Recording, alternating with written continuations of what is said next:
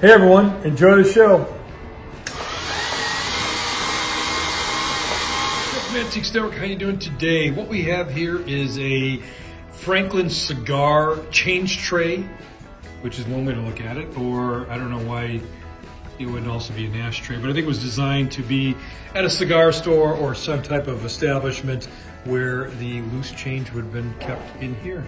So if you're into vintage cigars, advertising, and just want a cool piece for your collection, this might be for you.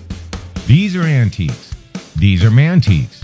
Antique, mantique. These guys sell mantiques. This is their store. We're bringing stuff every day, in and out, in and out, in and out. We're shaking and baking. These are their customers. Give me the rundown on the GMC. This lived in a bar in Ghent in Belgium. Follow Jim and Jeff from 9 to 5 or after hours as they buy, sell, and restore the coolest stuff for the coolest collectors worldwide.